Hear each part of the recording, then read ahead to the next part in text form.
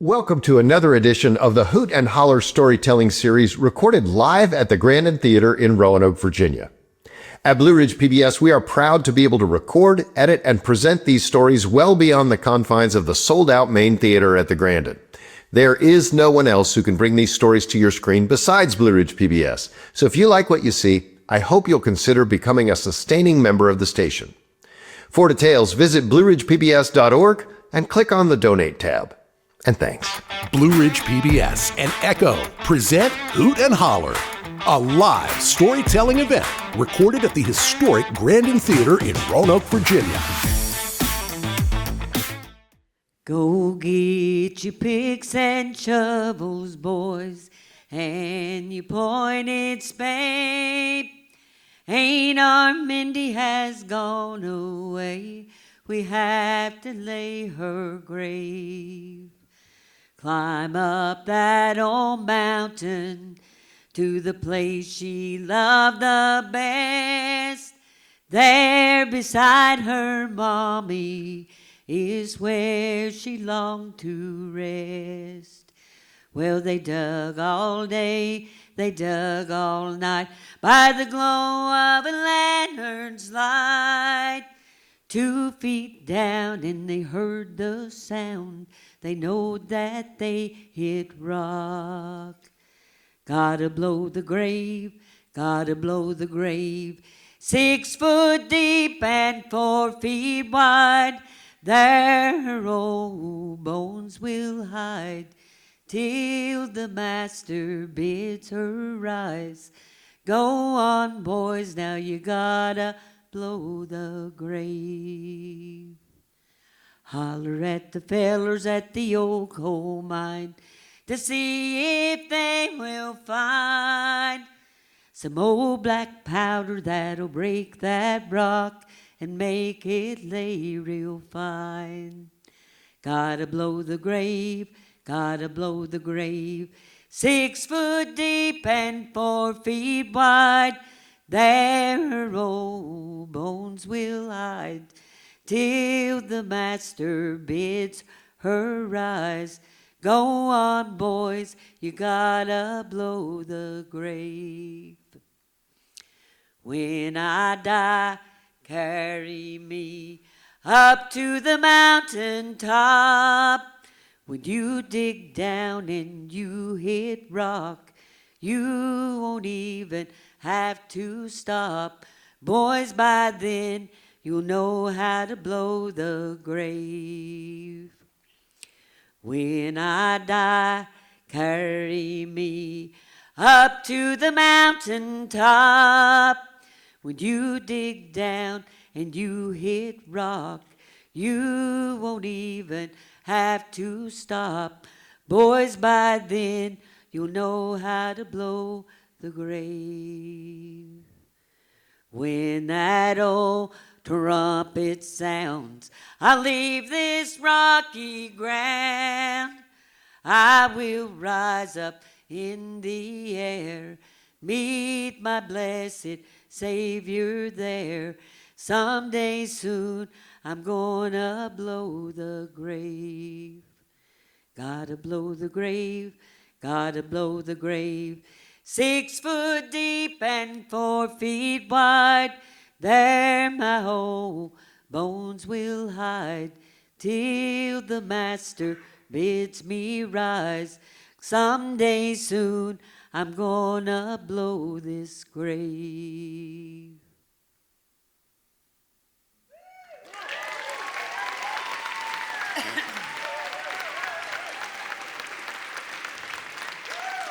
Thank you so very much. In Pike County, Kentucky, Buchanan County, Virginia, McDowell County, West Virginia, Dickinson County, Virginia, and Russell County, Virginia, we still blow graves, but you have to be certified. Back in the olden days, they would holler at the coal miners who were used to working very deep under the ground in very small places. And they would bring some black powder or sticks of dynamite, and they could blow the grave just perfect and not blow up the whole cemetery. So I wrote that song for a CD I was working on, and That was the last song for that CD, and I remember I went home the next day and I told my mom, I got the last song for that CD. She said, what's the name of it? I said, Blow the Grave. I said, it's an old a cappella song like Ralph Stanley would do. She said, sing it to me. She closed her eyes and she said, Sandra Sue. That's the most morbid song I believe I have ever heard in my life. 2 nights later, I went to the funeral home because they were having a funeral. In my real life, I'm an extension agent by day, so I had to check my facts. And I asked the guy at the funeral home, I said, Joey, how deep is the grave? 6 foot? And he said, yeah, it's about right. I said, 4 feet wide? He said, that's about right. And he said, Sandy, are you getting ready to bury somebody or what? My mama said, she's wrote an old song. So, of course, I had to sing him the song. And then just a week later, I went to the studio, and I do record at the studio where Ralph Stanley did record. And I can't wait to get a copy of that thing to listen at it on the way home. So the guy at the studio, I said, Alan, will you run me a copy of that and let me listen at it? And he said, Sandy, that's a really good song, and it's your song. And I said, you don't like it? He said, well, just listen at it on the way home. So I put it in a CD player, and I was listening at that, and I thought, daggone, that's the most morbid song I believe I've ever heard in my life. So I added the last verse so it wasn't so morbid.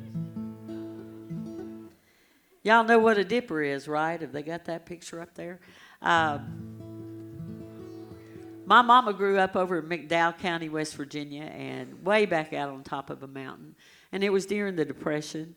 And they didn't have running water on that grounds. And they were very poor. They grew all their food, and they made their clothes. But I can remember there was like 12 youngins, and I can remember years later when we all went to that place. Man, it was the greatest place to play. And but I had an uncle who would walk to a hand-dug spring. It seemed like a fur piece from the house. And he would carry in 3 buckets of water. And he would carry them in and set them on an old wooden table on a screened-in porch. And hanging right on the wall beside of that was an old dipper. And you know what? Every one of us drunk out of that dipper. Now, as a 4-H agent, I tell youngins, don't you drink after one another, you'll catch something. But we did catch something, and I'm glad we did. There's a gentleman named Joe Mullins in the Radio Ramblers recorded this song for me. It's called The Same Old Dipper.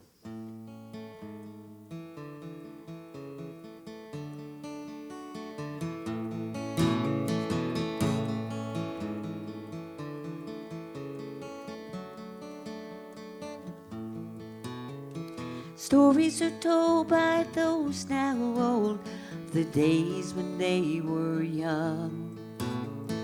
Worked so hard and they got so tired, they laughed like those days were fun. Tied together by a strange, strong thread, a love between the living and the dead. We're carrying on what they taught and said, in our hearts, not in our heads.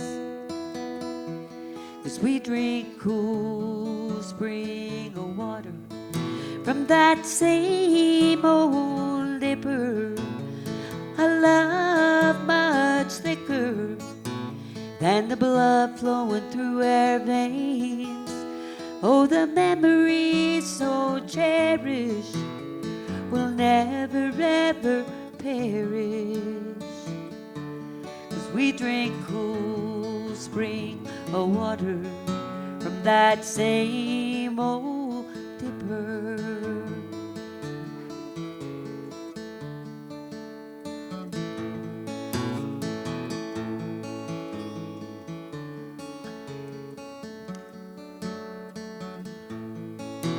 We were always told from God the water flowed, and that springs never run dry. He met our needs and we cast our seeds, our families grew by and by. A foundation built on rock, not sand. We're traveling this journey hand in hand. Together again as the family will stand in the promised land. As we drink cool spring water from that same old dipper, a love much thicker than the blood flowing through our veins. Oh, the memories so cherished will never ever perish. As we drink cool spring water from that same old dipper,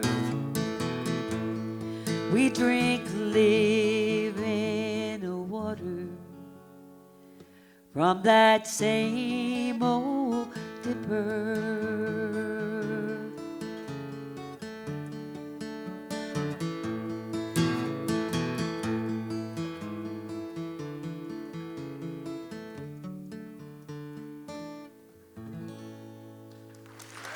Thank you so very much.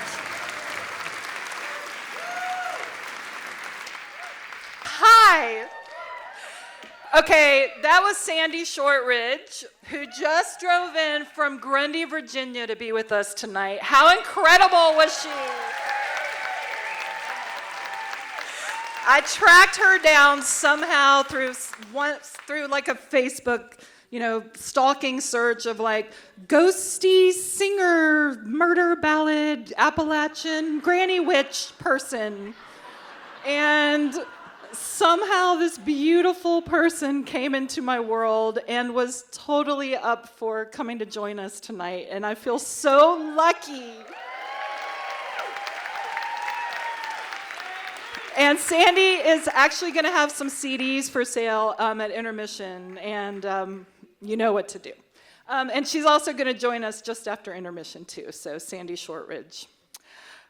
Okay. My name is Lee Hunsaker, and thank you. I'm the story midwife, doula, witchy lady of Hoot and Holler. And I just want to thank you all so much for coming out in this kind of perfect night, right? I mean, it's kind of like perfect. We have such a beautiful show in store for you tonight. I want to know first, who has never been to Hoot before? Okay, well, welcome. This is a great kind of, we're going to ease you in and blow your ever-loving mind.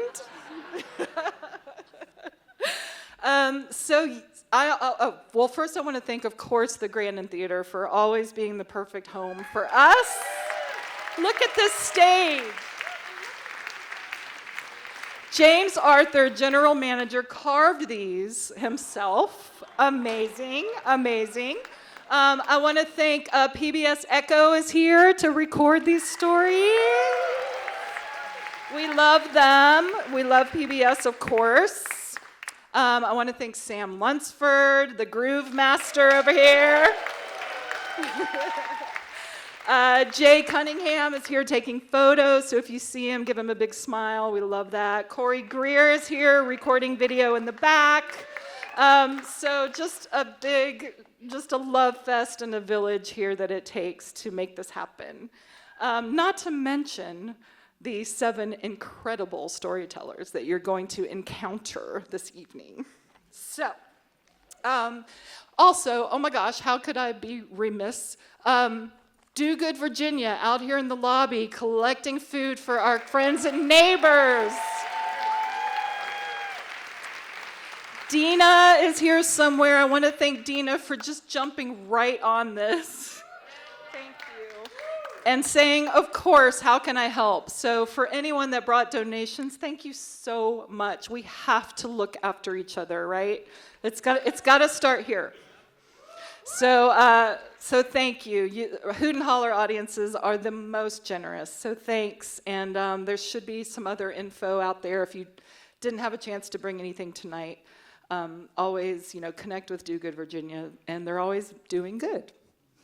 So, yeah. Okay. And just kind of on that note and along those lines, anyone that's been to Hoot and Holler before, and for those that are new, I always want to just kind of set up the container here that Hoot and Holler is a welcoming, inclusive space and stage for all people. All people. All people are welcome in this room and on this stage. So, mission statement. That's the elevator pitch right there. So I love to just set up this room. You guys are always so generous with your love, your support, your laughs, your quiet. And tonight will be no different. On top of what we're already doing here, I also want to just call in. Let's call them in, y'all. Let's call in the ancestors.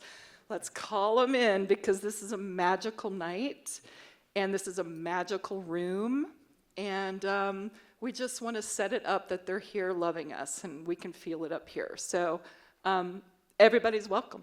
So come on in, y'all. Come on in. Come on in. Okay. So here we go. We're going to launch in.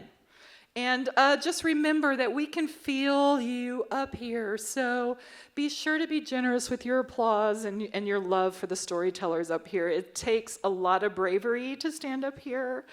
And we just always want to celebrate and honor that. So thank you for being here. I hope you have a fantastic night. I'm excited. Okay. Storyteller, really number 2, because Sandy shared her beautiful songs and stories. She's a local who loves the music, landscape, and people of Appalachia. As her family's historian, she enjoys helping others research their family trees and rooting for the underdog. From beer joints to Bible school, her most beloved stories are the ones her daddy told. Every saint has a past, and every sinner has a future, and the only good ice is in sweet tea. Hands together. If you've been to a spooky stories show, you've probably seen this genius tell her beautiful family stories, Alicia Bell. So, I could stand up here tonight and tell y'all a few real good ones. How there's ghosts up on Droop Mountain Battlefield State Park, located in West by God, Virginia. How Confederate and Union soldiers can be found sleeping against the pine trees, propped up at dusk. The sound of beagles playing softly, and horses galloping, filling the night air. Now, Edgar Walton, he's seen them. See, he was logging over a long weekend. He saw that headless soldier. He was roaming through the fog. His feet were heard crunching in the gravel. We could talk about granny witches tonight. They could cure warts off with a potato. They delivered babies. They could curse and curdle the milk of your cow. Now, keep in mind, both men and women, both of them could be granny witches. I was lucky to have Willie Lamb. He was mine. He cured my thrush when no one else could. I was 1 year old, chewing on gentian violet that he grew in his garden. My mouth was bright purple for several days. But 3 days later, I was right as rain. I saw him a whole lot more than the pediatrician when I was growing up. Now, my history-loving mama, she would want me to tell you guys about the telltale lilac bush. It was about this mean old man and his very quiet wife. They lived over in Elkins, West Virginia, several years ago. She went missing, and everybody knew he was the reason why. That old SOB, he just started partying, entertaining lots of other women, carrying on drinking, and he definitely was not looking for his missing wife. And one night, that old lilac bush it started knocking on the porch window. Peck, peck, peck. I swanny, the wind's not even blowing. Peck, peck, peck. The branches, they were all stretched out like long arthritic fingers, knobby, pale, and twisted, reaching out into the darkness. Well, the old man, he just turned peaked. He was just white. Now, he had some company over. They started in towards that old lilac bush. They started digging. Somebody hollered out, "What is that? Keep digging. What is it in the ground?" The lilac bush, upon looking a little bit closer, well, outgrowing out of the palm was an old woman's hand. And the lilac bush was growing up and out of it. But I reckon y'all heard all these. So I reckon I'd tell you about the haunting my mama grew up with in her own house. See, my brother and I were raised to believe in Santa Claus, Jesus Christ, ghosts, and haunts. All the same, in no particular order. I never found it peculiar and thought everybody's household was like mine until I was about 15 years old. Do you hear your name being whispered while you're getting ready for bed? Oh, that's just your Aunt Pat. She's been gone since the 70s. Do you smell faint pipe smoke? Is that skin so soft? Well, that's probably just your great-great-uncle Beckham. He loved smoking a pipe, and he sure loved his Avon. But wait, did you just feel the room get really, really cold? And do you hear humming? Is that whistling? No, you didn't.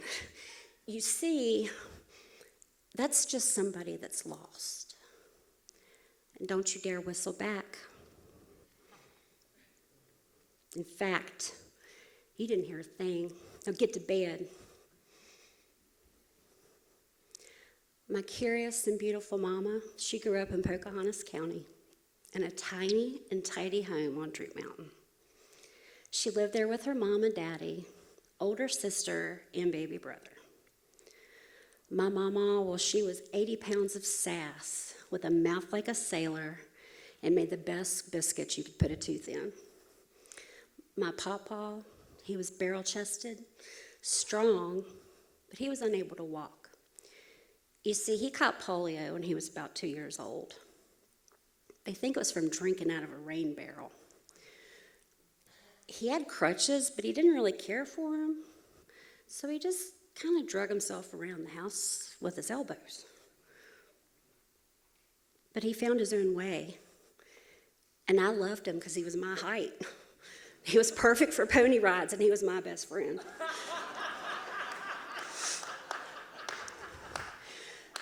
So Mama was raised not to be afraid of the dead.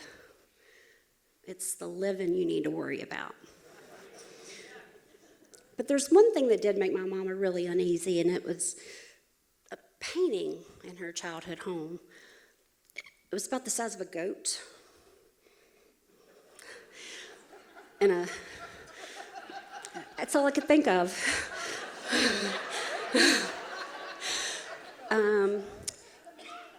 It was in a simple wooden frame, and it was only a picture allowed on that wall in the living room. No family photos, no other art.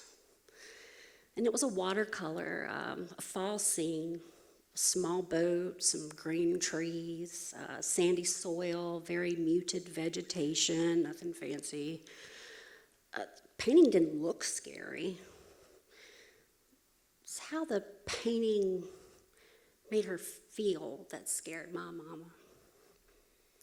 Mama told me about the first time she saw the painting eat. She'd left some loose change on the coffee table in the living room. That night she went to bed, the money was there. The next morning it was gone. Now she tore the house up looking for that change. That was ice cream money. Mama turned over every pillow, looked in every cushion, turned pockets inside out, nothing.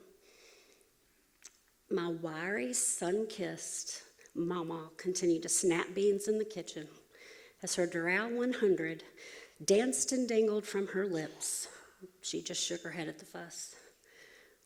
My Papa Burley, though, he turned off a CB radio, met my mama's eyes, and offered up. The painting ate it. My mama just hee-hawed, snorted, and waited for the punchline, but it never came.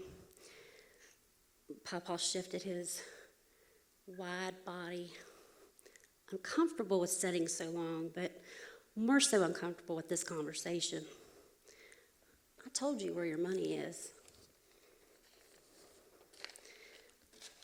My mama, she just felt her cheeks turn really hot, embarrassed that she misplaced this money, that her daddy was making her out to be a fool. She then turned to confront her older sister. Before she could even get the words out, her sister just sighed. Daddy told you the painting ate your money, just like it ate my hat. Hat? I didn't know you even had a hat. What hat are you talking about? My papa then called for my mama from the living room. Sis is right.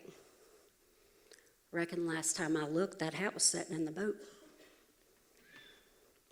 You'll have to look at real close if you're looking for coins to go to bed.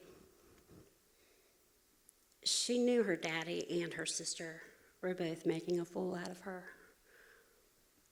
Mama decided to leave some more change on that table, and she went to bed. Now, before sunrise, Mama decided she was going to sneak back in the living room, tiptoeing so she didn't wake up anybody. She fixed her gaze up on that painting on the wall. Her eyes just started to burn from staring at it for so long. Is that hat in the boat? She stopped short, decided to place a dime on the table, very gently so not to wake anybody. And holding her breath, she heard a really strange sound coming from the wall the painting was on. Tick, tick, tick. It sounded like a clock. There was no clock on that wall. Mama felt really cold suddenly, and really tired. Sadness just washed over top of her. She couldn't explain it. She then decided I'd better get back in bed. From under the covers, she could still hear that ticking sound, again coming louder. Tick, tick, tick. She closed her eyes real tight and waited to sleep, and hoping that was going to be the only thing coming from her under those covers. The next morning, my mama woke up and nervously made her way into the living room. She went over to the coffee table. Her money was gone. Now my papa pulled himself up, grabbed his crutch, and he pointed to the painting. There in the corner, my mama looked. She could see the outline of 3 tiny silver circles and a pocket watch. Nothing else was said or asked about the painting after that day, except for nothing else of any value was left on that table. Now, after my pawpaw left this life, the painting was destroyed.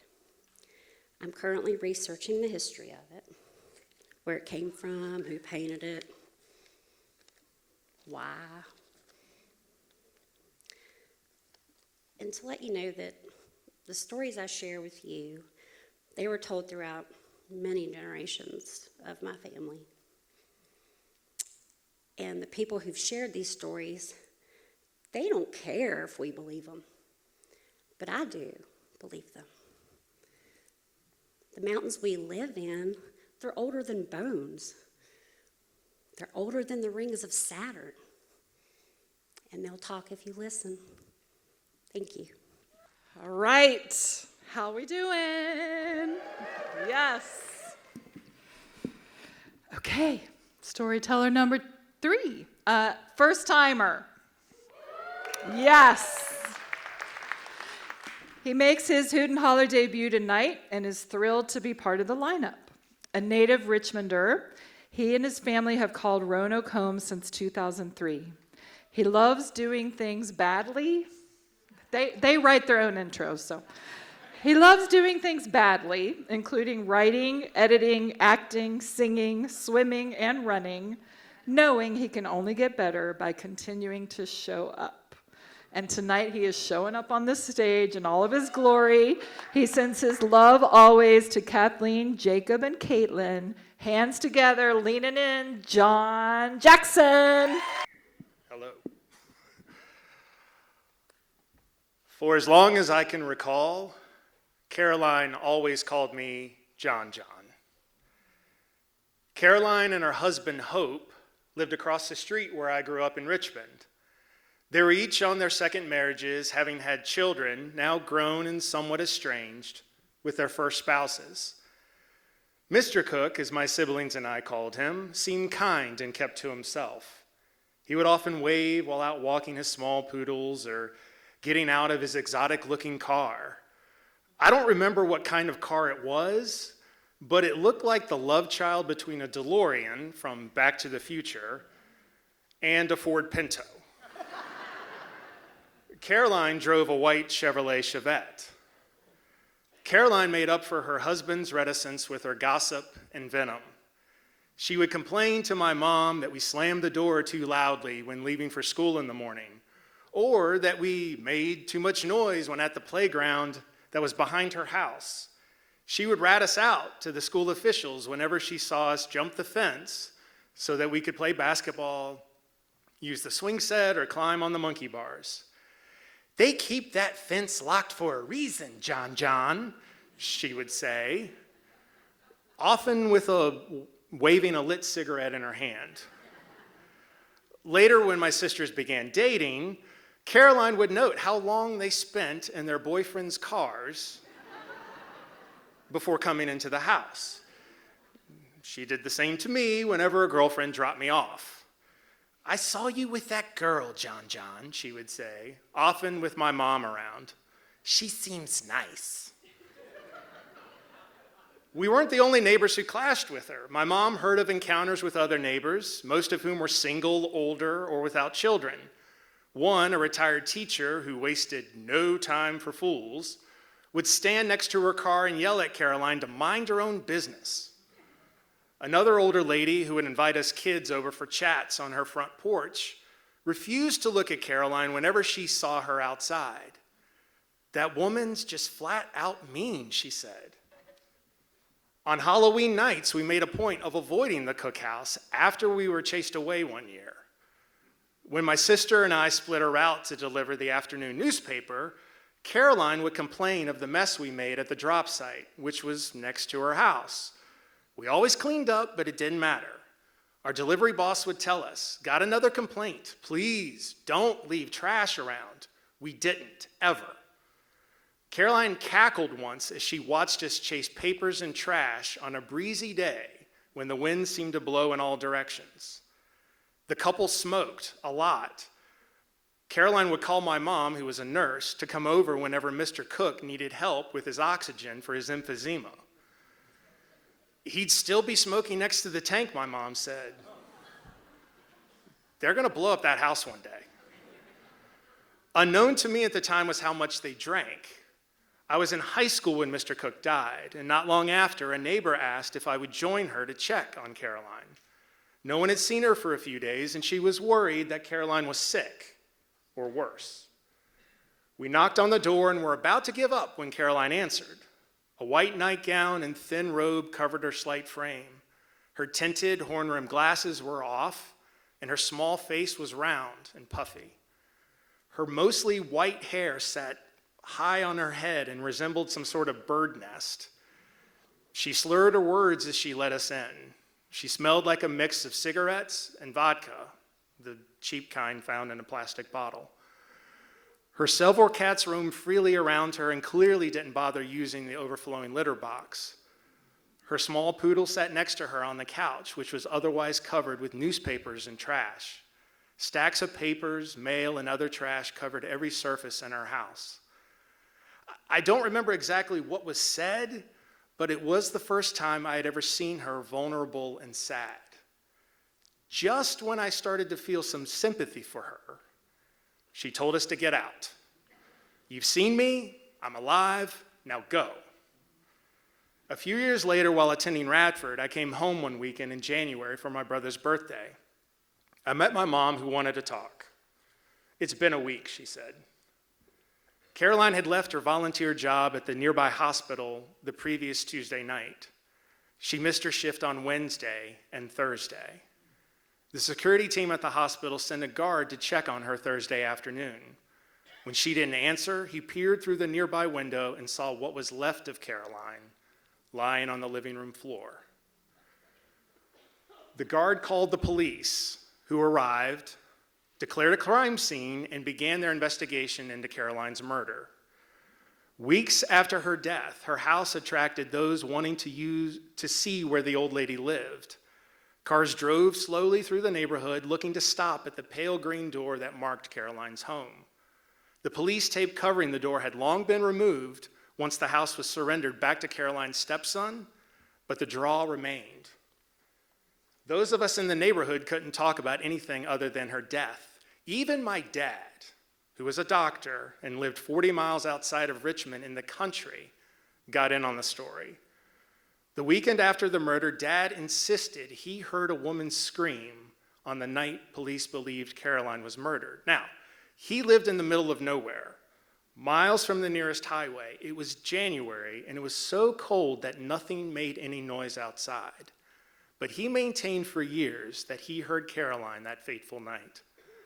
Mom had suggested that Caroline had called to him for help. As time passed, we began to use other methods to cope with her tragic death. The same neighbor who asked me to go with her to check on Caroline insisted the police were clueless, dragging their feet, and had zero intention of solving the crime. "The lions are restless," this neighbor was quoted as saying in a newspaper story several weeks after Caroline's murder.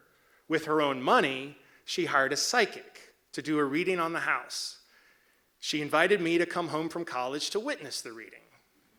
Of course, I said yes. The psychic walked around the house on that blistery Sunday afternoon. She stood where Caroline's body was found. Her face turned red, then became pale. Her hands shook as she said she felt the most energy in that spot. She stepped off the rust-colored stain and said she needed a moment before she could continue the reading. She also talked to the surviving animals who witnessed the trauma. The neighbor who had hired the psychic had adopted the last living cat. Her name was Arabella, and brought the poor thing over for a reading. The psychic sat with Arabella on the steps leading to the upstairs attic in Caroline's house. "She misses her," the psychic said after placing her hands on Arabella's head. The neighbor gave the tape of the reading to the police, and as far as I can tell, they did nothing with it. Would you? We coped in other ways too. We made jokes, bad ones. For a stretch, we'd end every sentence with, "and Caroline's killer hasn't been found." It took 3 years for police to find a break in the case. We'd later learned that Caroline had interrupted a burglary by a 15-year-old girl. Caroline had confronted the teen, who was later diagnosed with a severe mental disability. The teen fought back and made sure Caroline never got up again. The jokes and gallows humor continued until, while home once over a summer, I learned that Caroline's house was sold and would soon be turned into a home for terminally ill patients. A few neighbors and I walked through the house one more time the night before its closing. By then, the house was clear, and all the evidence of the violence that had occurred there had been painted over and stripped away. We talked about whether Caroline would haunt the place. Probably, I said. I could imagine her pestering the dying patients about using her bathroom or not putting the dishes away or moving her things around. As we finished the walkthrough, we made sure to turn off all the lights and lock the door. Later that night, it was cool, and I slept with the windows open. Before dawn, I heard a noise near Caroline's home. I looked out the window and saw the house completely lit up. Her car, that white Chevette, long since towed away and sold, was parked in front of her house. A figure in a white nightgown and light robe stood at the top of the steps in our front walk and looked in my upstairs window. Caroline. She looked at me with vacant, dead eyes.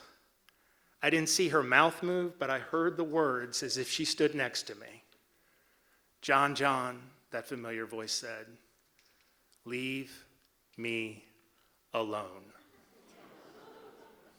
Thank you. John Jackson, first-time storyteller.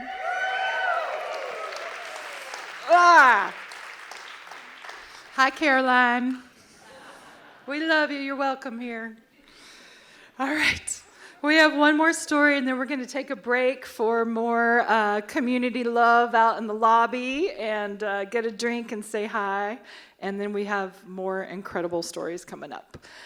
Next, we have another first-time storyteller. Y'all know what that means. She's relatively new to Roanoke and brand new to telling stories at Hoot and Holler, but not at all new to storytelling, tale spinning, or meaning making. From the gift of a hand-me-down manual typewriter at age 5 to her ordination as a Unitarian Universalist minister at age 49, she's been trying to figure out humans through their stories her whole life. She will come to any campfire to listen to or tell any stories you want. Just make sure to bring the good snacks. Lean on in, all the love, Jen Raffensperger. When I was a kid, I was mad for ghost stories. Heck, I was mad for ghosts. The idea that you might be able to communicate with someone who died fascinated me. I wanted nothing more than to experience a ghost for myself. And I can make a few guesses as to why, too. For one, I lived in a house with some voracious readers, and they wanted to encourage me as the youngest to join them.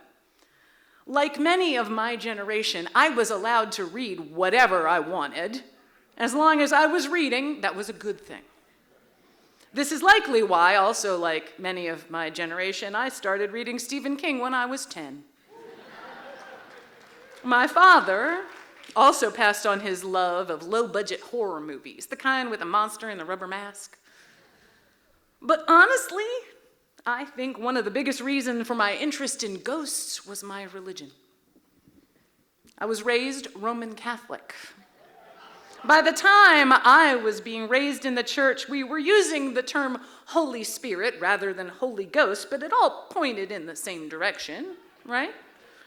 Of course, I learned what the Catechism says happens when we die, and I made all these standard Catholic childhood jokes about cannibalism and vampirism when we talked about Holy Communion, even as we fully believed that sacrament was what was going to save our smart little souls. But even on top of all that stuff, though, my church had something extra going for it. It had a genuinely old, creepy cemetery.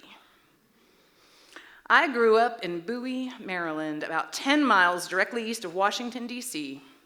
Sacred Heart Church had been there in some form or another longer than the United States. The Jesuits first staked their claim to that land in 1741, and it had been under their ownership or control basically ever since. And people had been dying and being buried up there the whole time. Now, somebody who just came to weekly mass in the modern church at the bottom of the big hill might not even realize that cemetery was up there on the top. But I knew. It wasn't just my church that had something special going for it, it was my family. When I was 8, my father entered seminary to become a permanent deacon. When I was 11, my mom started working as the church secretary. We were a very churchy family, and that meant I spent a lot of time at the top of that hill.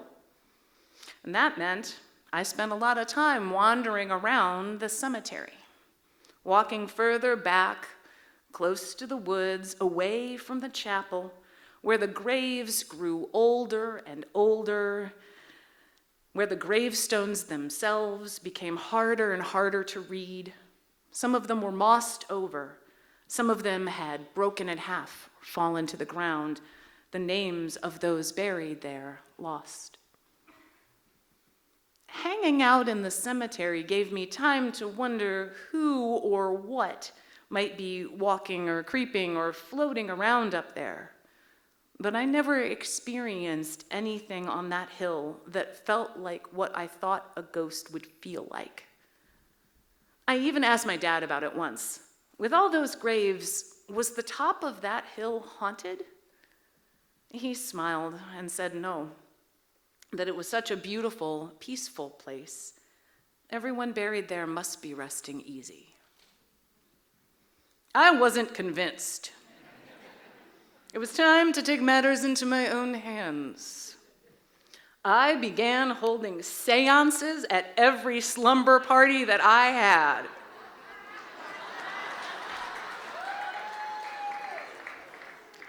Now, the house I grew up in was built in 1967. My family was the first and only to have lived in it by that time, and no one had ever died there. Heck, it was a poured concrete slab foundation. We didn't even have a creepy basement. But I didn't let that stop me. I'd gather my friends, pester my folks for a candle they'd usually begrudgingly give me, since their cigarette burns were on nearly every flat surface in our home, and I would call upon the spirits. I did this at slumber parties for years. Nothing ever happened. Okay, once someone accidentally kicked over a cup and scared us all, but I mean nothing supernatural happened. I was undeterred, though a bit of skepticism started to creep in the older I got. In middle school, I made friends with a girl who owned a Ouija board. That wasn't the only reason that I was her friend, but it was a pretty big deal to me at the time, because a Ouija board was something my parents would not let me have. So one night, at her house for a sleepover, I convinced my friend we should try it. We left all the lights on because she was kind of scared. I wasn't, of course. It felt like what I'd been training for ever since that first Stephen King book and every subsequent Stephen King book. We were up ridiculously late, so we had to keep our voices down so we didn't wake her parents. She got out the board, and we set it up.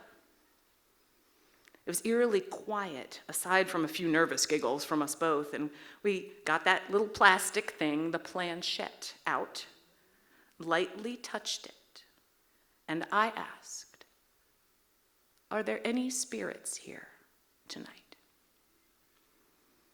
And slowly, the planchette moved to yes. My friend and I looked at each other. She looked more than just kinda scared now, and I felt a little thrill run up my spine. Was this what I had wished for so long? Slowly, quietly, I asked another question. Who was here? What did they want to say? Most of all, what happened to them? The planchette moved. The answers piled up. Here, the board told us, was a young girl, younger than we were at the time. She'd taken a fall off a horse over 100 years before. Her story unfolded slowly. Though the lights were still on, I wasn't seeing the wood paneling of my friend's living room. I was seeing the long green grasses of a time before, imagining this girl and her beloved horse and the tragedy that befell them. There seemed to be no end to the answers that the girl would give us. And eventually, my friend and I came to an unspoken understanding that maybe we should stop. That maybe we should let this girl rest. Maybe listening to her story was enough. I didn't ask my parents for a Ouija board anymore after that, and my friend and I never got it out again. As I got older, the impact of that night faded. I still wondered about ghosts, and I still read a lot of horror novels and watched a lot of horror movies, but mainly, I came to understand that most of what's horrifying in the world comes from other humans. Part of me still wanted, and part of me still wondered, but I left my childhood home and my childhood church. I went for a long time without going to that cemetery I'd once loved so much. But the wheel does turn, and in the fall of 2009, I found myself in that cemetery on top of the hill again, as we gathered to bury my father in its newest grave.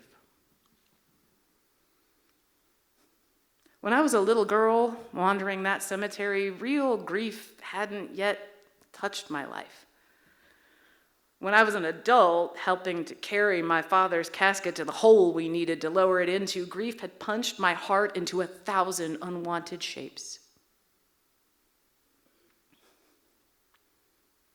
After the funeral and the burial, I kept wondering, why do we visit graves? What are we supposed to do there?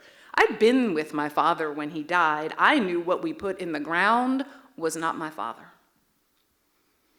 As grief reshaped me, as the faith of my childhood failed to comfort me, I realized that it was possible that humans wove ghosts, conjured spirits out of the pure power of their loss. I did visit my father's grave, though, around his birthday in late November. There were so many stories and memories that I associated with him up on that hill. It became my practice to visit his grave near the end of every year. I started to get a sense of the cemetery as a place of peace again. It began to feel like my father had joined the long, unchanging history of this place that was so much older than anything I knew, that had been a constant since my childhood. Until December of 2022. That year, when I visited my father's grave, something was different. It was unsettling. Instead of seeing unbroken woods, I saw that a part of the cemetery was now roped off, surrounded by some orange cones with small orange flags stuck into the ground in the roped off area. It almost looked like some kind of crime scene. After that visit, I asked my mother what was going on up there, and when she told me, I felt that thrill in my spine from childhood. And I also felt a sinking in my stomach. You see, that land that had belonged to the Jesuits since before the country was the country, had once been a working plantation, which meant it was worked by enslaved people. Not once In my growing up in that church, had anyone said word one about White Marsh Plantation and the people who were enslaved there and who died there. Each orange flag in the woods represented the grave of an enslaved person or persons unmarked, long forgotten. There may be as many as 1,000 graves present on that hill that have been outside of the story, outside of history, for hundreds of years. It was a crime scene, after all. Most of what's horrifying in the world comes from other humans. I think of my father telling me how there would not be unquiet spirits on that hill because it was a place of peace. And I look at the way the place has changed, as the graves are now marked, studied, as the church and the families of those enslaved there work together to let their stories be known. It turns out there are ghosts all around us. Maybe it's time we listen to what they have to say. Intermission time. Go give yourselves and your people and your neighbors some love, and we'll see you back for 4 more incredible stories.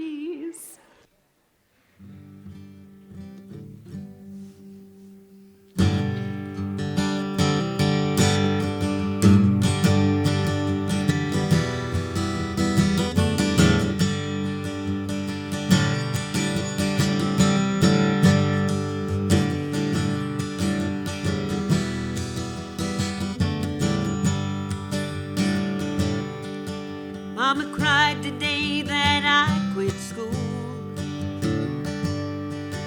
Daddy said, son, here are you working tools. A shovel and a belt and an old hard hat. Then with his hand he patted my back. For years, you know, I've worked down there. There's danger, son, so please take care. Every morning I make a journey to the light. After working in them dark coal mines all night, I thank God for giving me a day to make a living. Every morning I thank God for the journey to the light.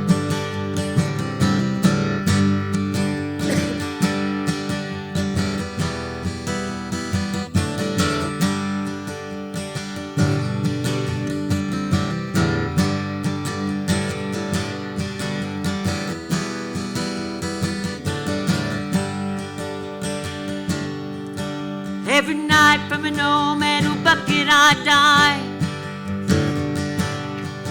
way down in the belly of that old coal mine. And the food, well, it tastes like cold, cold dust. But after a while it don't bother one much. Those dangers, well, I've seen them there. The explosions and those old rocks fall. In the mines, well, I've seen men give it their all. When down in the dark they answer God's call. Every morning I make a journey to the light. After working in them dark coal mines all night, I thank God for giving me a way to make a living. Every morning I thank God for the journey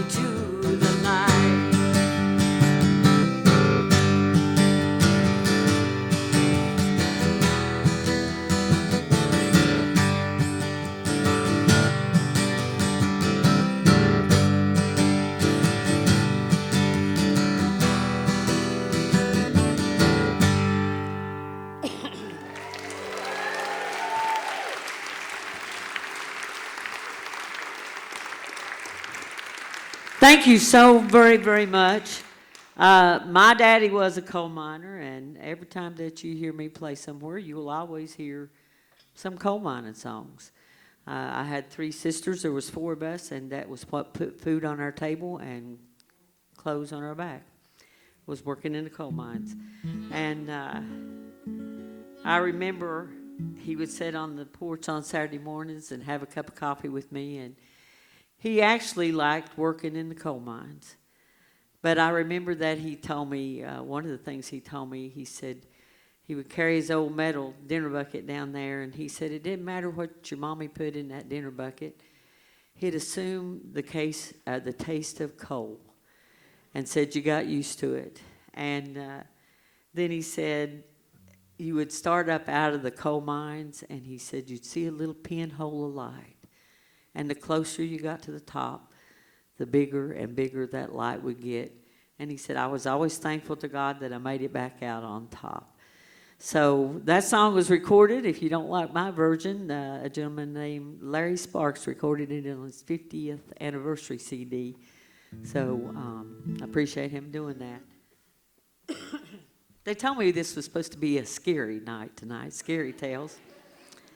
And I got a couple more songs, but I can't really play them for you just yet. They're not quite ready for prime time. Y'all are prime time for me, you know. You're a big crowd. Yes, you are. You're a big crowd compared to what I sometimes have in Grundy. But I thought, well, I've only got this one scary story that I sang about. And I told Lee it's about a Confederate soldier. And so I told her I better bring my cheat sheets out here. But I was writing this song one night, and I kind of got stuck on it, writer's block. Went down to my friend's house, lived a couple doors down, and we'd sit out on the porch after the night and drink coffee. And I said, I'm writing this song, and I'm stuck. And I said, it's just not doing what I want it to do. And this song sounded like I was writing a song about the most loosey-goosey woman you ever heard in your life. She said, sing that to me, what you got started. She said, oh, you're writing a ghost tale. I said, I wasn't, but I am now. So I appreciate your kindness, and I really enjoyed here. I hope they'll bring me back sometime. And but I'm going to leave after I do this song because I have to be at work at 8 o'clock in Grundy in the morning. So I got about 4 hours to get home. But this is called She Dances with the Soldier. She dances with the soldier until the sun comes up.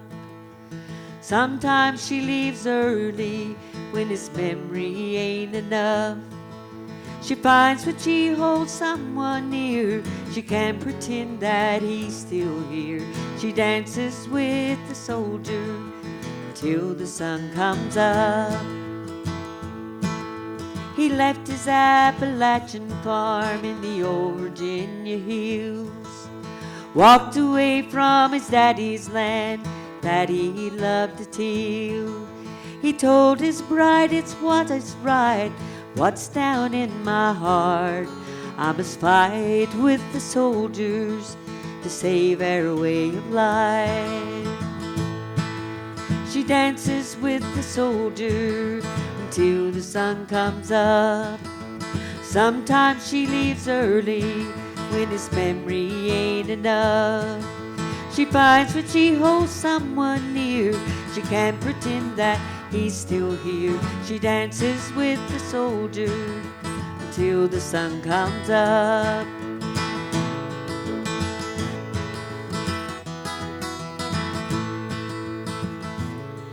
One day she got a letter while working that old farm. It said he had been wounded and came to mortal harm. She only wore her widow's weeds for a little while.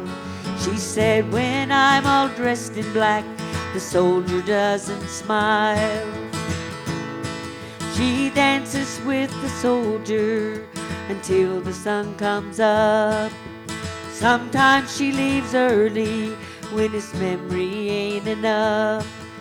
She finds when she holds someone near, she can't pretend that he's still here. She dances with the soldier until the sun comes up.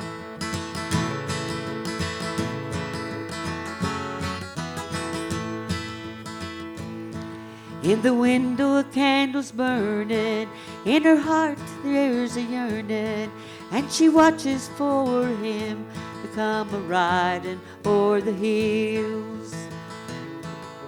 Some say it is such a sight to see her out at night.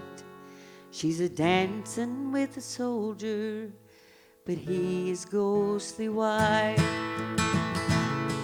She's dancing with the soldier until the sun comes up. Sometimes she leaves early when his memory ain't enough. She finds when she holds someone near, she can't pretend that he's still here. She dances with the soldier until the sun comes up. She'll dance with the soldier until the sun comes up. Thank you all so very much.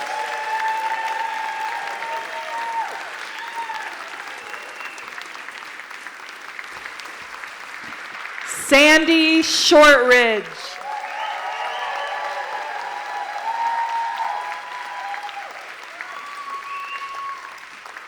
Drove in today to be with us tonight and heading back to Grundy.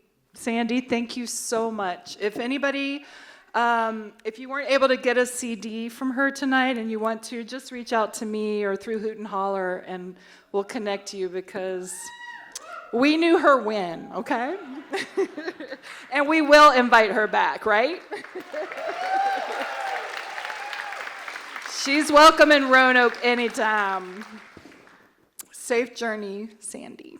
Okay. Just real quick, I want to just make an announcement that's kind of a non-announcement, but it is an announcement, which is a lot of y'all have been asking about season tickets for next year. And first of all, I want to just also give a huge shout out to those of you who have season tickets for 2025. Thank you all so much. I hope that's worked out great for you. We love having you. So we are doing it again. They sold out so fast before, which is a testament to the love of storytelling and to this beautiful town that we live in. So we're actually going to increase. Oh, thank you.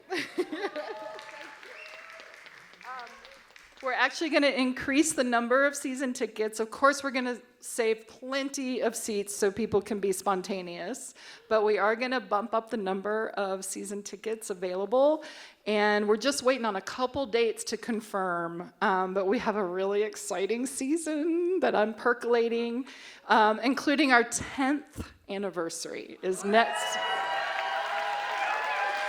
I can't believe it. I have so many ideas for what that's going to look like. Isn't that crazy? We started in the front yard of Sweet Donkey Coffee and loved them, and moved around 5 Points and the Phoenix and Floyd Fest and Rhythm and Roots and all of it. So it's just been a magical journey, but this is our home now for sure, and so grateful for that. So just so you know, so the point is, we are going to have season tickets again, and we're going to increase the number of tickets, and as soon as a couple things fall into place, we'll be sending out, of course, social media. Be sure you're following us and liking Hoot and Holler stories. I'm terrible at Instagram because I'm a Gen Xer. It makes no sense to me. So Facebook is my comfort zone. But I'm thinking it'll probably be maybe within the next 10 days or so, we'll announce that. And so keep an eye out. It makes a great holiday gift.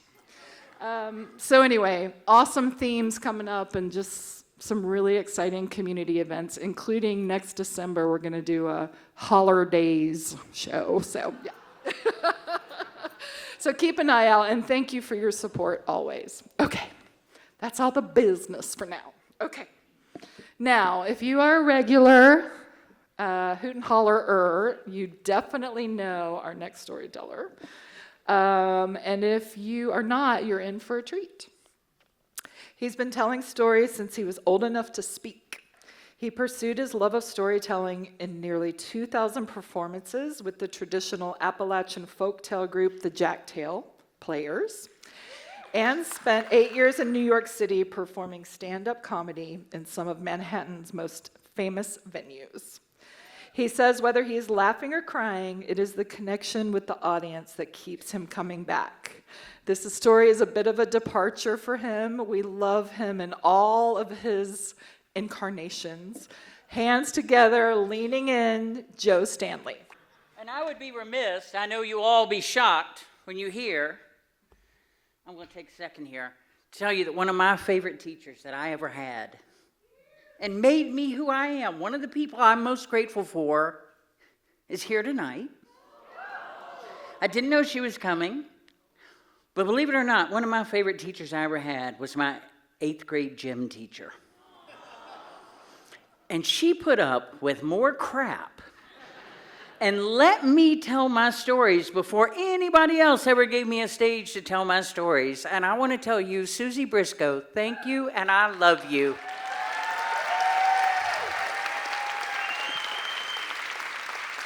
And if you hate my story, don't blame her. So, get this right.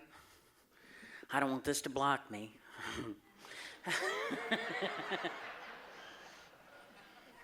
You're laughing a little too hard at that.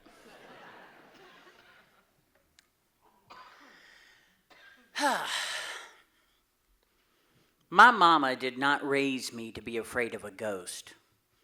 That's not to say that she didn't believe in ghosts. No. She absolutely believed that ghosts exist.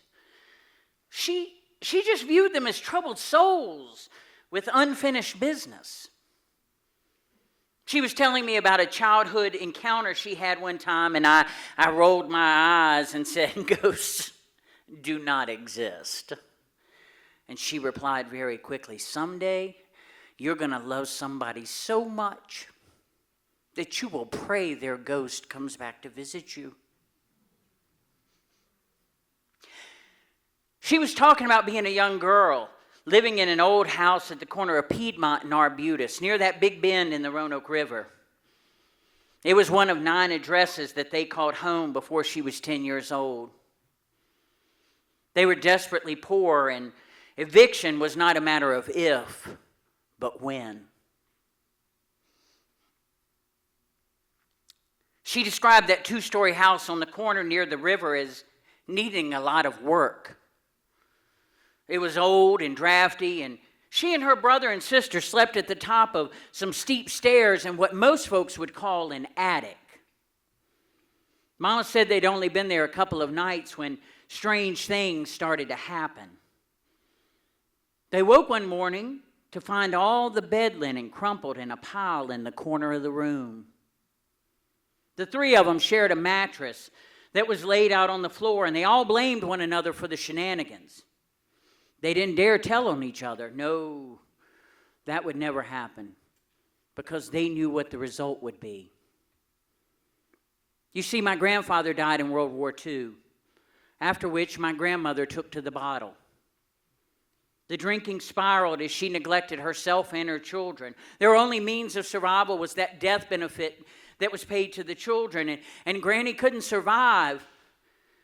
She couldn't survive without it, and her fear of losing the kids and that check, well, it forced her to push away anybody who would or could have been of some help. But the more Granny drank, the more she convinced herself that what she really needed was a husband. And she found one, sitting on a bar stool. His name was Boyd. And at first, he saved his fists for his wife, but eventually, he turned them on the kids, too. The children survived by taking care of each other. It didn't matter what happened. It didn't matter. They would handle it amongst themselves.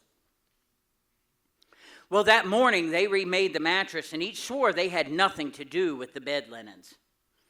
As Mama told the story, she insisted that it happened night after night. They'd wake in the morning and the bed linens would be piled in the corner of the attic. She said as fall settled in, it became a problem because the house was drafty and the attic was cold. And each of the siblings vowed innocence. Mama and her sister Martha, well, they decided amongst themselves that the culprit must be their brother. He was the youngest of the three and was named after both of his parents, Boyd after his father, and Jean after his mother's middle name. But he was always called by both, Boyd Jean. All three of the children suffered the wrath of my grandmother's husband in their own way, but Boyd Jean was sometimes beaten just to toughen him up. And when he turned 18, he joined the military and served in Vietnam. And when he returned, Mama said she asked him, how was it? And he said, it was almost as bad as growing up. Mama said she and Martha would take turns trying to stay awake to catch Boy Jean piling up the linens, but being kids, they'd eventually fall asleep and inevitably wake up the next morning shivering as the covers were piled once again in the corner. This happened over and over for several weeks, and each morning the siblings would frantically remake that bed to avoid Boyd's wrath. Things took a turn one morning, though, when they woke up and the sheets were piled at the bottom of the steps. Thankfully, the adults were still sleeping off their respective hangovers, and the bed was remade before they could notice. But there was trouble in the ranks. And now, as things escalated, she and Martha once again blamed each other, and Boy Jean insisted that, I think it's a ghost. The finger pointing was fierce. And old Martha, she was so mad, she stopped by their grandparents on the way home from school and asked if she could spend the night there. That evening, Mama and Boyd, they climbed those steps as usual and drifted off to sleep. But when they woke the next morning, those bed linens were nowhere to be found. There was nothing piled in the corner. There was nothing at the bottom of the steps. There was nothing on that bed. No sheets, no covers. They quietly and frantically searched downstairs, but the linens were missing. It was time to leave for school, and they were both panicked. They opened the door to leave and froze in their tracks. There in the front yard, draped over a raggedy boxwood, were those linens. Mama turned to Boy Jean, "Get upstairs." She grabbed the covers and headed right behind him, and they quickly made off and remade that bed and then took off for school. Mama said she knew at this point that it had to be a ghost, and she raced to school to tell Martha. They were eventually evicted from that house and several more after that. The kids did the best they could to protect each other, and eventually they made families of their own. Boy Jean returned from Vietnam and married, and by 1971 he had 3 children of his own. Well, he had 2 and 1 on the way. My parents lived in an apartment house at the corner of Hamilton Terrace and Walnut Street at the time. Same year I was born, March 1971. It was cramped for a family of 5, but they made do. It was late summer, and Boy Jean stopped by the apartment. He'd often come by and play the guitar, hang out. On this day, he and Mama sat out on the front stoop and chatted for a while. There was a lot of shared pain between those kids, and they could say a lot to each other without ever really saying anything at all. After a while, Boy Jean stood up and said, "I better get home before I get in trouble. I love you." And Mama said, "I love you. Don't be a stranger." Halfway down that short walk, Boy Jean turned and said, "No, I'll always know where home is."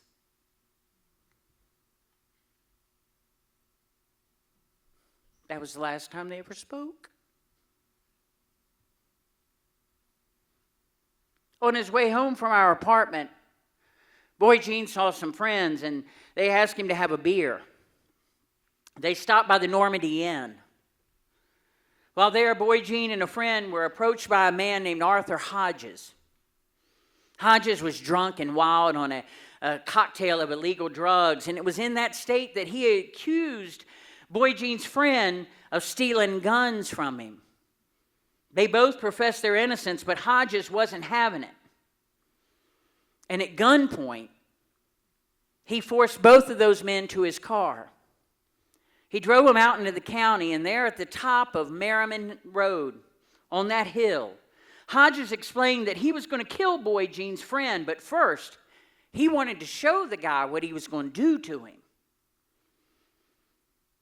Boy Gene took off running, and Hodges shot him 6 times in the back as he ran for his life.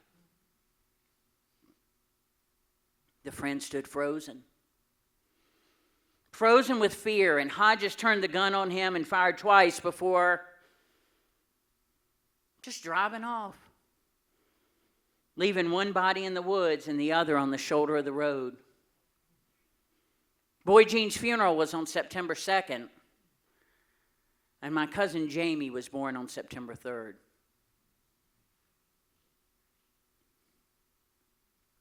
The family was devastated, naturally devastated. How could this happen? How can you survive growing up like that? How do you survive Vietnam and you come home and you're shot because of a mistaken identity? His sisters were devastated. They'd been through so much together, but they always had each other. And now, Boy Gene was gone.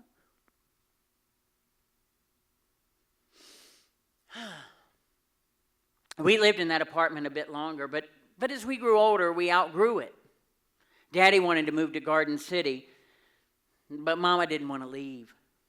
Too much was attached to that place to just walk away. Mama fought with herself over the decision. You see, she was determined her kids would have a home. A home that was ours. Ours for good. But how did she just leave that stoop behind? In the end, her want for her children won out, and we moved to Garden City. Mama was miserable, though. She said she was haunted by dreams. Dreams that Boy Gene was searching for and he couldn't find her. Now, I was 4 years old at this point. And my mama was good about a strict bedtime. She put us to bed at 8:30, as she always did. But even then, I was a night owl. I'd sneak out of bed and get a toy, then climb back in bed and lay there half the night awake and playing. The house was silent and everyone was asleep. I heard a knock at the door. And then again. So I slid out of bed, and as I got to the hall, Mama was coming out of her room. Somebody's at the door, baby. You stay here. It was a tiny house, and I could see the door from the hallway. Mama opened the door, and I heard her gasp. There was a little bit of talking, and Mama stepped out on the porch. Don't go. Don't go. Come back. I love you. Please wait. Don't go. Please.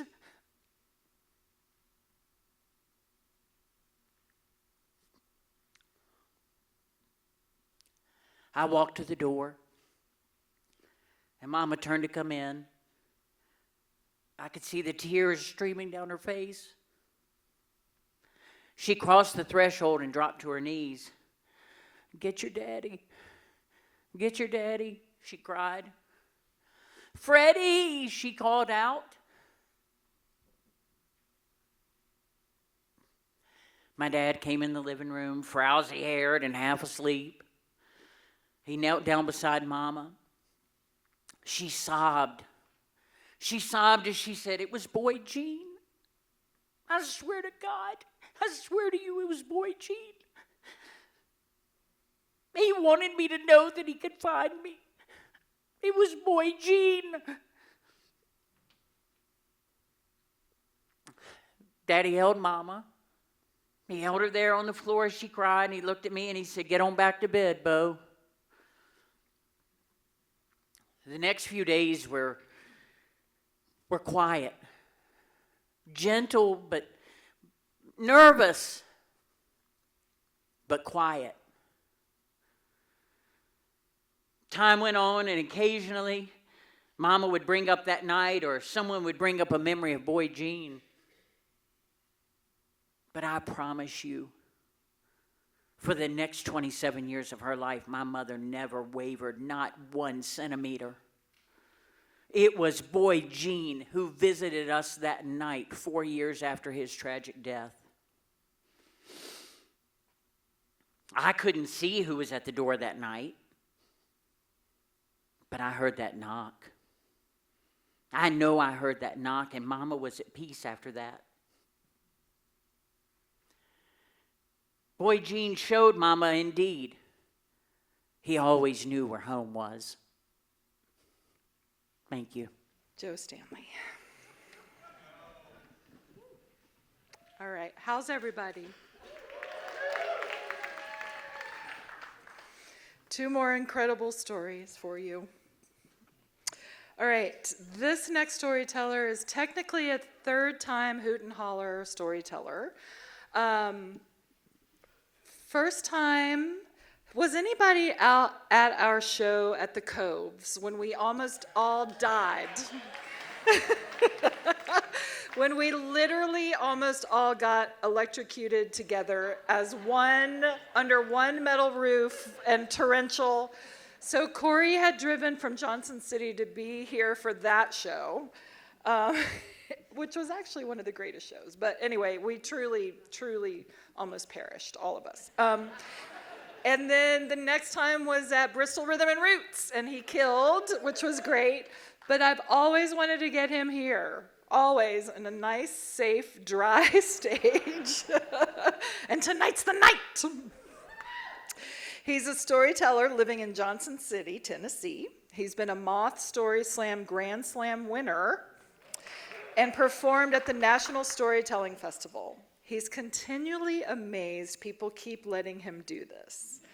He's grateful to all of us and me and Hoot and Holler for giving him an opportunity to come play in this amazing world with all of our great friends for the night. And he is very humble and did not mention that he himself has a super cool show, take note, called Campfire Ball, which is like a reverse storytelling show, and he travels all around doing these great live events. So I am thrilled and honored to have him here. Hands together, 3rd time, but 1st time here on the stage, safe and dry, Corey Howard. Oh, what a crew. Jeez Louise. Lee did not false advertise. What a posse. What are we doing after this? Wait, where are my thunderstorm people at? Yep. What a time. Trauma bonded we are. Okay, shall we? So my mom and my dad met in college. My dad was something of a classic bad boy type. There's a story of him driving his motorcycle into the cafeteria for some reason.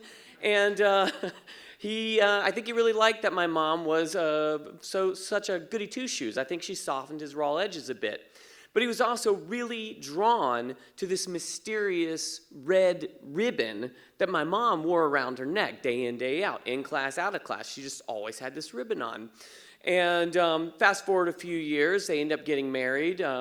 There's my mom with her ribbon and my bad boy dad. Cool chops, dude. And anyway, so at the honeymoon, you know, my dad's doing his thing, right? And he's like, "Cheryl, why don't we take that ribbon off of you?" And my mom, she gets a really scared look on her face, and she stops and she says, "Jimmy, I love you so much.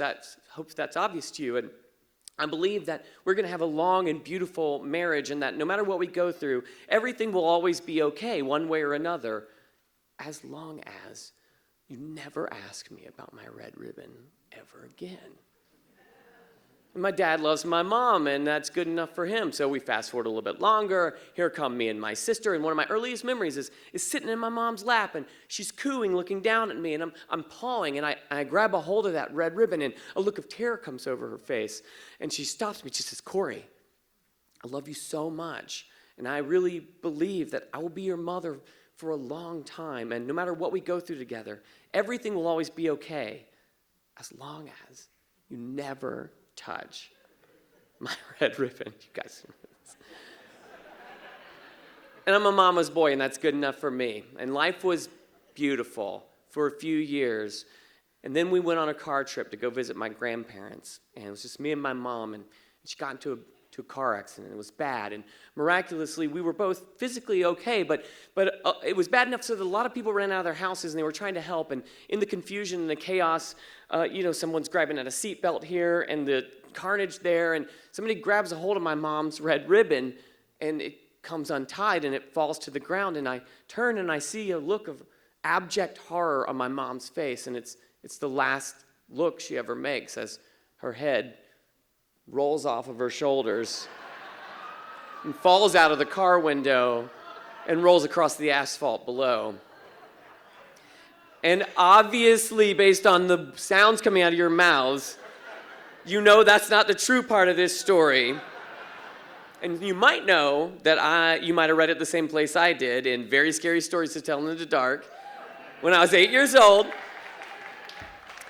But I've been fixated on that story ever since because it perfectly encapsulates one of my biggest fears and horrors and obsessions that has followed me my entire life, which is that at some point, something ghastly and horrible was going to happen to my sweet mom.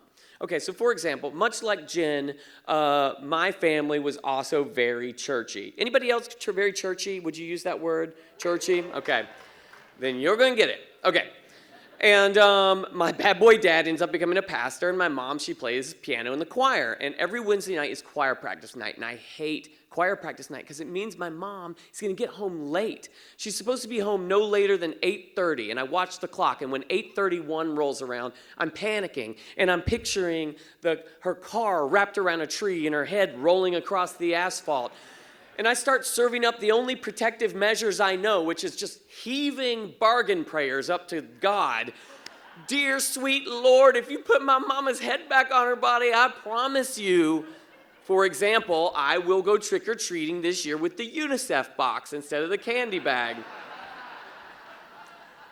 8:32 ticks, she walks through the door. Whew! Okay, deal's a deal, big man. And as the years roll on, I've given up everything. I've wagered. I promised God I will never swear again. I have to go volunteer at a leper colony at some point. And under no circumstances would I ever, I think you know what's coming, engage in premarital sex. But I have an alive mom, and it's worth it, because no offense to my dad, he's great, he deserves his own story at some point, but he was the strict one. He was kind of the scary one. He was the one that made the joke of, if anything ever happens to your mother, Christmas is canceled, I can tell you that. Ha, ha, ha, ha. Who wants to be alone in a house with that guy? But my mom, she was our friend. She was a kindergarten teacher. She had summers off. She played with us. She hung with us. And she was our protector. When I spray painted my dad's motorcycle seat bright pink, it was my mom who stayed up till 2 a.m, scraping flecks of fuchsia off so that I never got found out. But more than that, my mother and I were linked in another way, through a horror story of our very own. There really was a car accident. We really were going to see my grandparents. And my mom ran off the road in a place where the asphalt was a little bit higher than normal. She tried to get back on and lost control of the car, and it ran headfirst into a refrigeration truck. Now, I was 2 years old. It was 1984, and I have flashes of memories of it, but not many. So I'll let the newspaper articles tell the story of what happened. And I'm just going to paraphrase here, okay? So don't give me a grade on how well I quote it. But get out of the car, the truck is going to blow up, the truck driver says to Cheryl Howard as her son, Cody, it's Corey, but that's not the last time that's going to happen, is covered in blood and glass.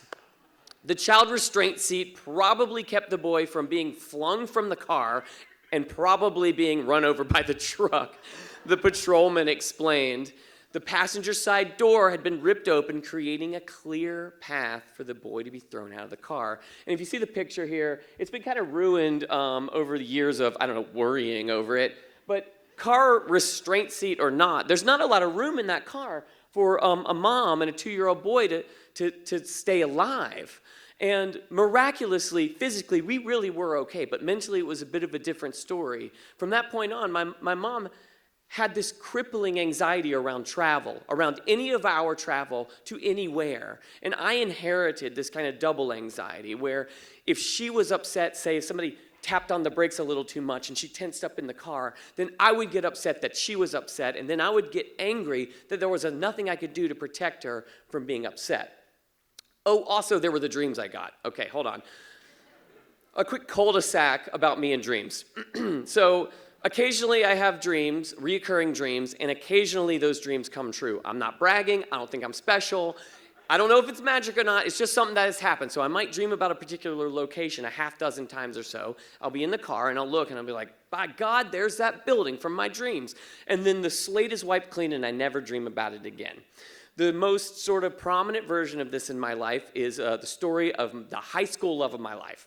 When she got married, she cut me out, full stop. No social media people.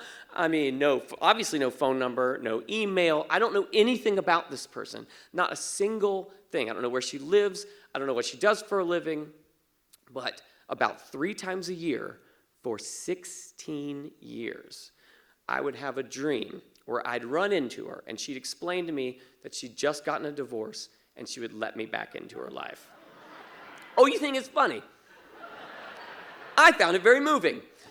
And haunting. It's 16 years. It's a long time. I probably should have gotten help. But anyway, a while back, I uprooted my entire life to go to grad school to a random place in Tennessee, a place I'd never even been to, let alone lived in. And once I got there, who do I run into about 4 months later? But the high school love of my life. And what does she tell me?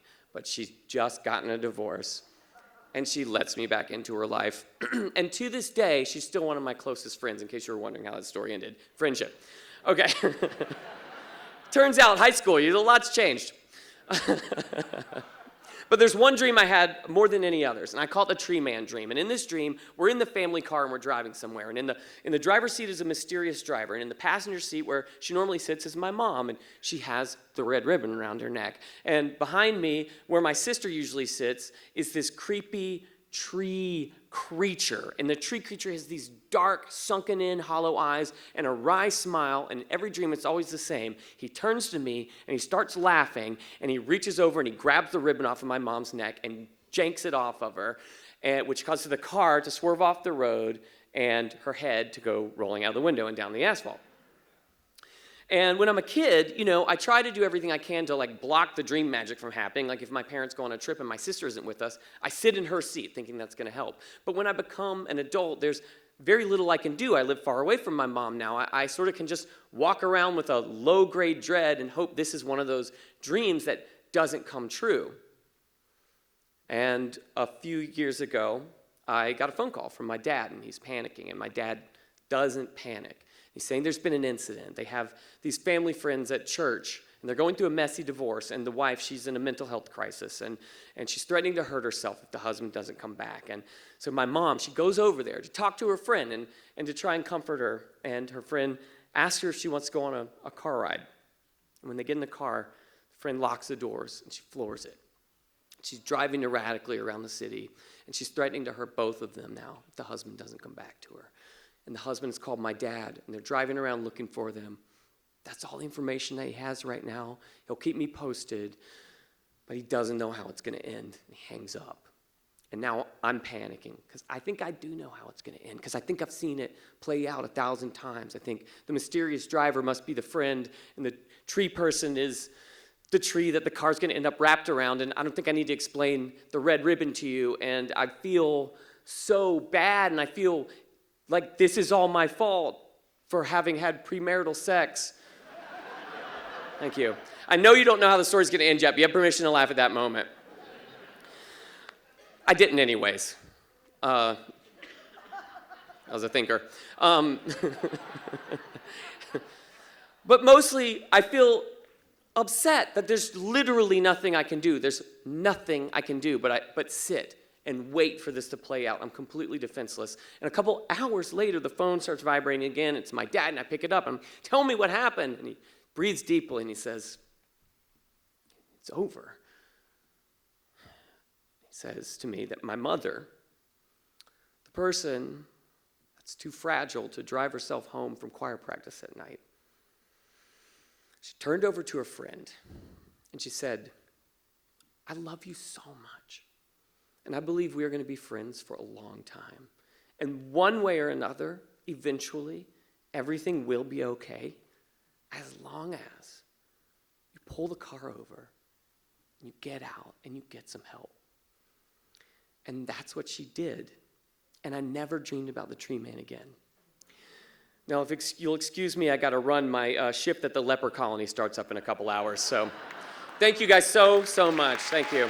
Campfire Ball, check it out. Check it out. Corey, of course, will be invited back to a dry stage. So happy he made the drive from Johnson City. Thank you, Corey. Wow. Are everyone's heads still on? That was like a wild ride. As I was listening to Corey, if you've been to Hoot and Holler before, you know that I sometimes get a little verklempt, as I like to say. I get a little choked up. And just always I marvel at the fact that this gets to be my life. And my greatest joy, my greatest joy is walking with people as they find their stories and share them up here, and also feeling the energy with you. And so I just got a little choked up just watching everybody tonight and thinking that I can't believe that this is where I get to be. So thank you all. And thank the storytellers. Woo! We have one more story. This was another kind of Facebook stalk that I did. And she was wide open to it, and you're going to see why now. She's a psychic medium and board-certified music therapist. Rooted in her Appalachian heritage, she combines her training with intuitive wisdom and tarot to help people reconnect to their inner truth with clarity and compassion. Tonight, she invites you into her world, opening a doorway to wonder where connection to the unseen feels natural and deeply human. First-time storyteller, all the love, also drove in from West Virginia, Mage Marigold. For me, believing in ghosts was never a question.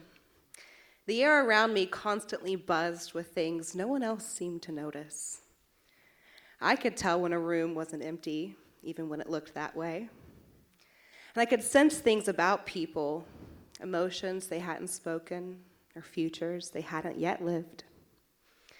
But in my childhood home, those gifts weren't named or welcomed. My upbringing taught me to fear them, to press them down. So I learned to hide, to keep quiet about the things that I saw and felt. The only safe space I had was play, because when you're a child, imagining things is still allowed.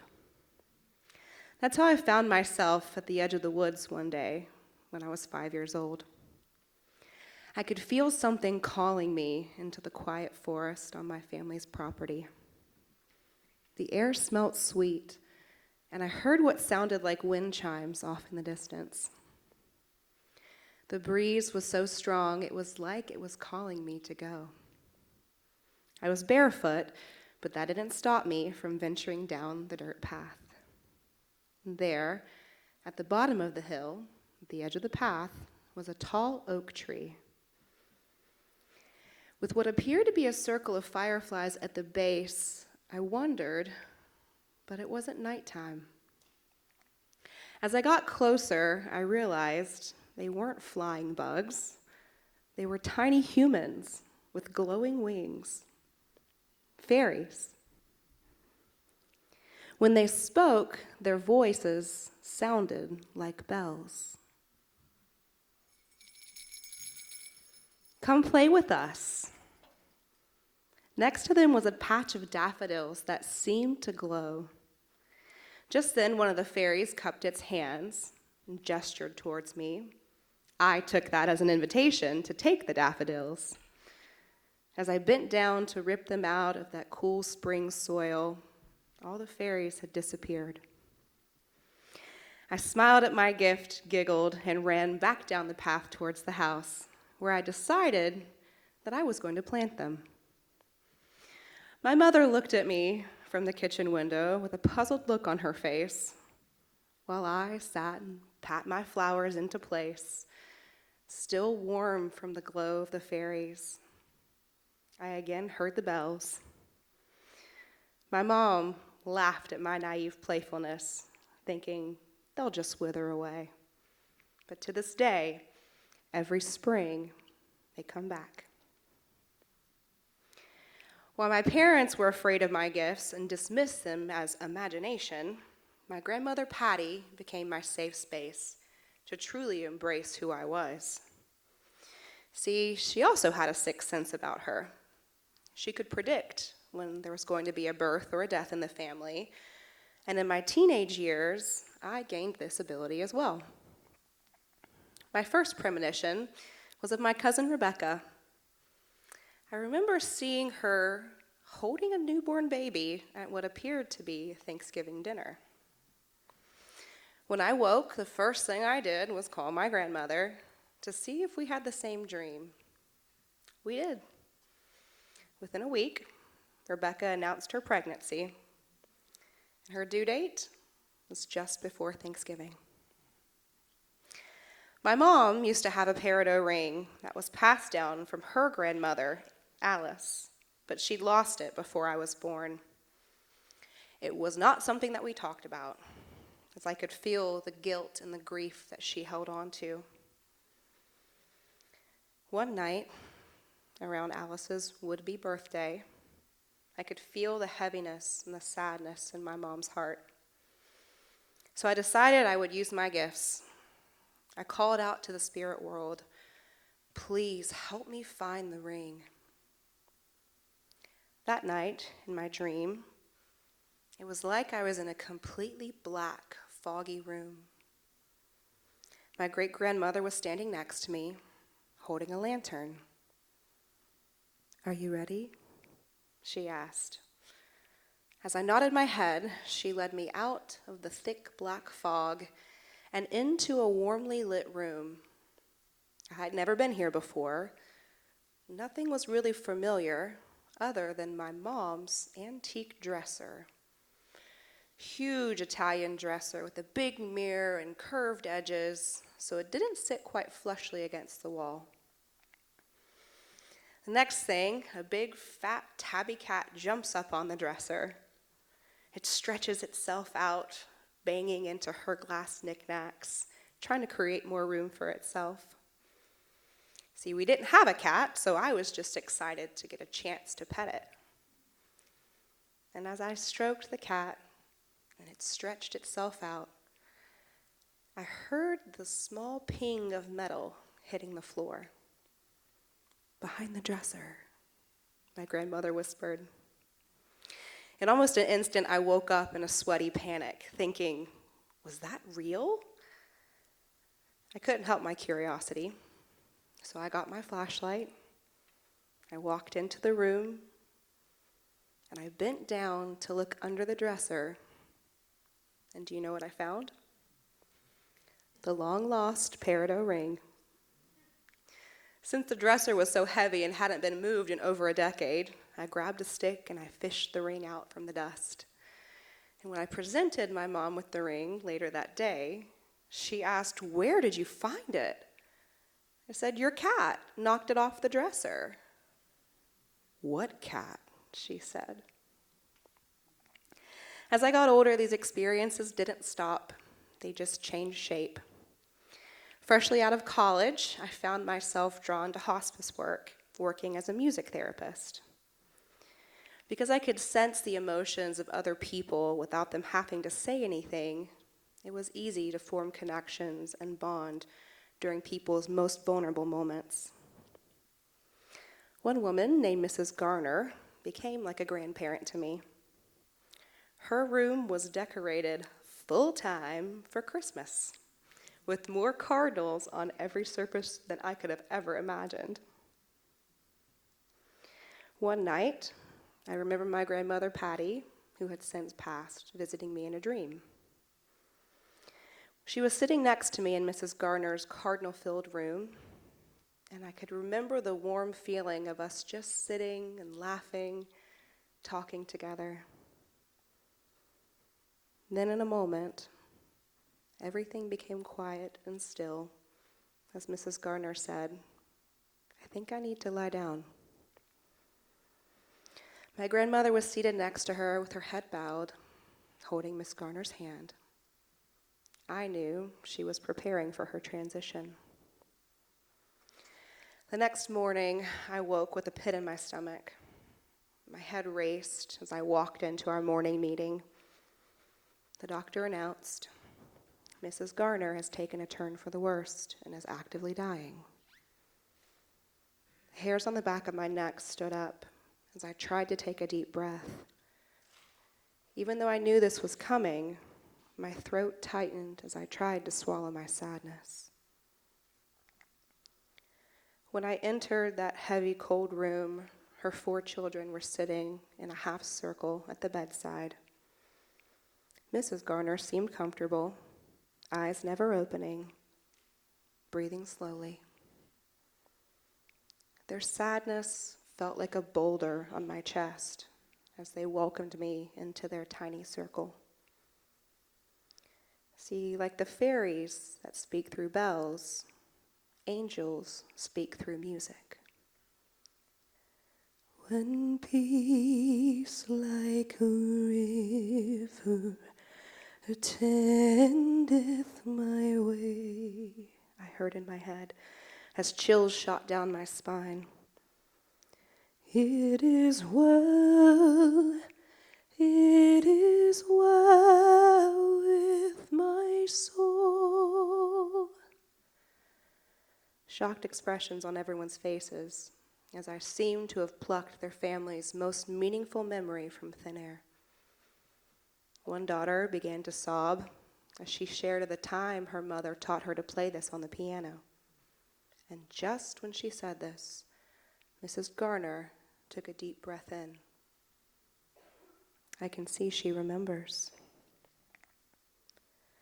Amazing grace, how sweet the sound. It's like everything in the room was sinking together. The flashing lights of the Christmas tree in the corner, the ticking of the clock on the wall, everyone breathing in time with the music. Mrs. Garner would inhale so deeply and with such intention, it became like she was singing with me, as if she were communicating. It was like being suspended in time, getting lost in the gentle swaying melodies I'd played 1,000 times over. My fingers were moving, but it was as if they moved on their own. I had no control. All I could focus on was her breathing. I could feel a shift in the room, and I could hear her say to me, "I want to say goodbye." It felt like the ceiling was opening up altogether. "Tell them I can hear them," I heard in my head. So I did. I took a few steps back. Was blind, but now I see. Each person took turns, whispering into her ear. And as each child said their goodbyes, Mrs. Garner squeezed their hands. By the end of the song, Mrs. Garner finally made her transition. A few weeks later, I was driving home from work, taking the back roads because of some road closures. I was tired from a tough day. My heart still ached from the loss of Mrs. Garner. That little voice in my head whispered, I wonder if I even made a difference. As I went to look up, I noticed I was coming up on a stop sign. The cross street was Garner Way. My eyes filled with tears, and just as I went to take my foot off the brake, a cardinal perched right on top of the sign. Thank you. First time storyteller, what?